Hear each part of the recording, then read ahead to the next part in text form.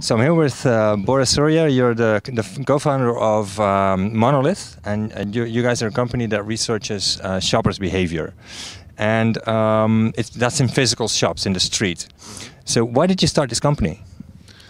We started with similar question, very simple one, like, do you ever go inside the store and hope for a terrible shopping experience? Do you ever go inside the store hoping that you will not find the product you want? People like to shop, and I think shopping could work for everyone. I think retailers can use much more opportunities they're using at the moment, and I think the shoppers could benefit from a much better experience inside the store, because shopping in the end is one of the activities we do in our daily lives, and we want that activity to be frictionless as possible. So is there too much friction in shopping, according to you? I believe so. There are intellectual frictions when you cannot even find department. Or there are like emotional frictions when you are getting frustrated because you are waiting too long. And there are physical frictions when there are too many products on the shelves and you are trying to take something from a hanger, but you can't take it. And that's a physical friction. So yes, there are many frictions inside the stores. And you guys are analyzing behavior of shoppers and doing research in a pretty extreme way. Can you tell us something about that? Yeah, so basically we started me as a human watcher, just observing the people, but then we developed technology that helps us to capture the human behavior inside the store, where people stay, how long they stay, what products do they touch, etc. And then we do analytics on that, and we connect behavioral data with business data, like loyalty card data and sales data, and then we find the patterns, like what connects shopper behavior with business results. Right, and I read something about you're using in-store sensors. What's that? Cameras. So basically those are security cameras.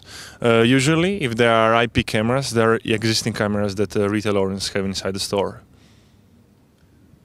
Okay, so just the basic cameras are already there. Yes. So you're using cameras and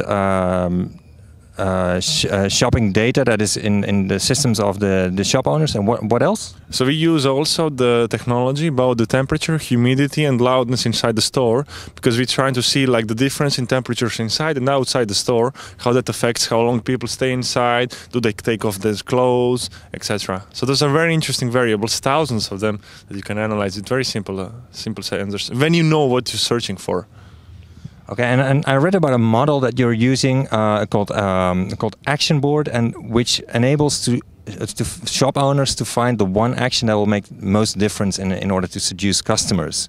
And it has something to do with folding trousers. Yeah. What was that about? So I was just observing how people interact with trousers, and funny thing is that trousers, they're in a clothes store. Yes, of course, and they are very, very neatly folded, and you feel bad when you are making the mess. You don't want to leave the mess. We are all well raised, right? So when people see there is no stuff around, they try to take it out and leave it and then escape.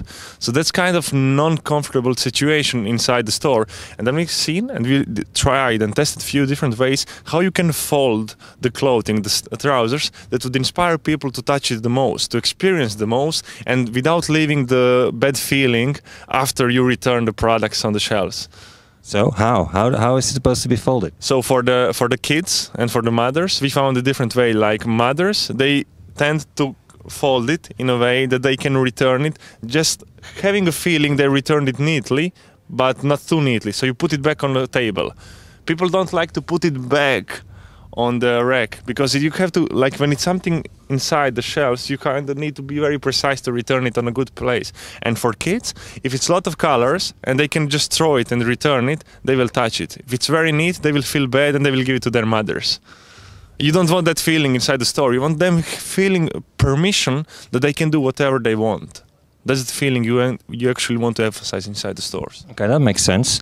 And I read that you preferred you don't like design, but you like action. But isn't all design supposed to trigger people to take action? That's exactly my point. So when I start design something, when we design our product, when we design our suggestion, I always start with the question, what are the actions which are disposable to people?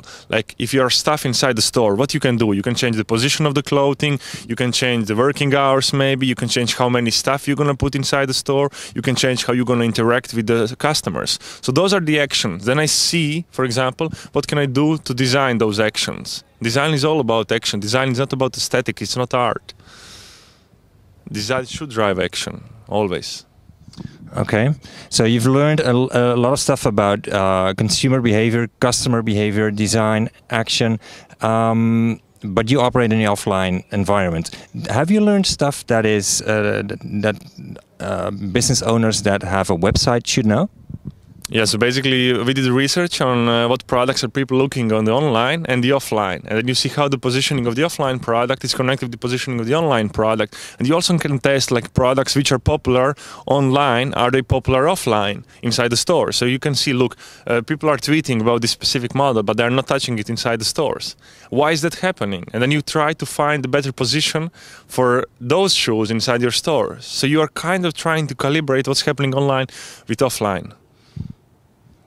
So are you saying that what you know about shoppers from how they behave on our website, you're using that to design the in-store environment? Yes, you can do tests on that. We also, what we do, like we look at campaigns which are done online and we see does it affect offline number of visitors inside the store.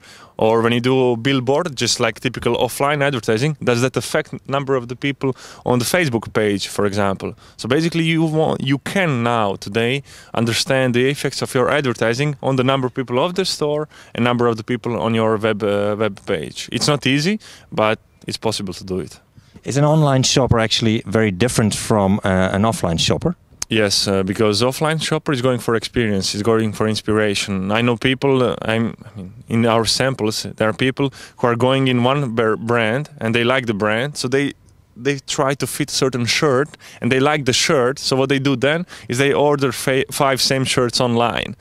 So in a way, the definition of the retail is changing. It's becoming a place where you're experiencing stuff. It's not anymore like they put the product, you take the product, you go home. It's actually becoming the showroom in the same time. Every retail is. So you would say offline is experience and offline is what?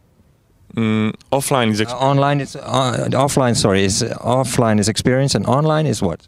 Online is just commodity. So basically you want to order the things you already know. I think people are less prone to experiment, especially with expensive products, if they didn't try the fabric, if they didn't test it. Like, would you ever buy a jacket for a kid which should protect him from the rain or snow without touching the fabric? You wouldn't, because you need to touch the fabric to feel, to reassure yourself. And that's the touch that you do in physical store, and that's the touch we all should put more emphasis on. People should touch the product and they should feel good about the product. In the end, those are the products which are putting on your skin. And I'm particularly, as a copywriter, I'm particularly interested in the role of words in convincing, persuading people. Have you, in your research, have you find evidence of words as a variable in how that influences behavior? Yeah, so I was using particular words. I cannot tell you the detail because it was done for a client, but yeah, so I was using the words to see can I inspire people to touch different parts of the shelves. So are they touching the low or high products? And basically when you inspire people with sayings, with words, then you can see that they are more willing to touch the products they weren't touching before. So the power of word is big. However, it should be very short, very bold words. So basically people, especially when you are just entering the store, they are kind of confused and they are not reading at all. But if you put like special calm zone and there is few words which are calling to concrete action, then people follow that action. What type of words? Call to action. You know what's... So the words which you actually inspire, which gives you the hunch what you should do. Reach for example, is one of the words.